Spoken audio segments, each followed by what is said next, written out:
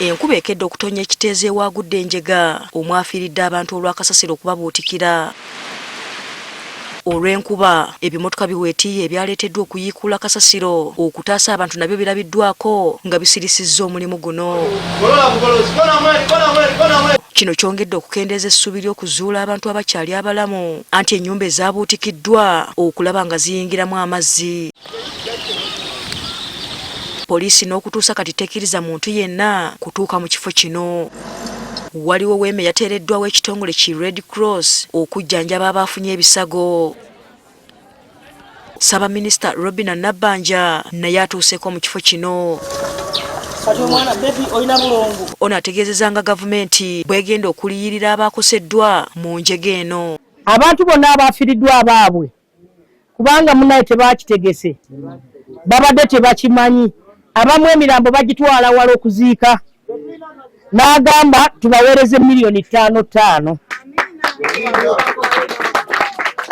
okubayambako okuziika n'okulabirira nga bwe mumanyi. Ono era ategeezezza nga abantu ababeera mu mita 2 awagudde enjega eno nabo bagenda kuliyirirwa. Esalewo kubanga buli nnyumba kati saawa zino bakola verification bazikuba ebifaananyi.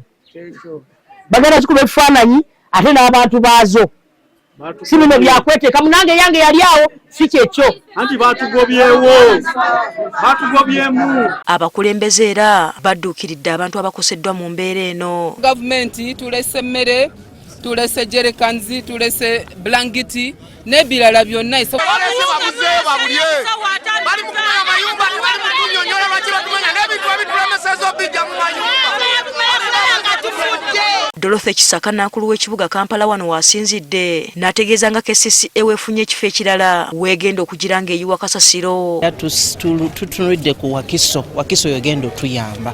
Ebifo byetugambye biri bibiri, waliwo ekyenkumba ku Entebbe Road, ne wabeerawo n'ekirala kye bayita Menvu Nansana. Naye nga kirabika ekya Menvu Nansana eno wagazi okusinga katimu zaffe eza KCCA eza Wakiso zonna zigenze ku site. Mu kiseera kino tekimanyiddwa oba n'ekifo ekifuniddwa abaayo banakkiriza okuyiwayo kasasiro ono. Asfa Nanvuma agafeeyo ku Spark TV.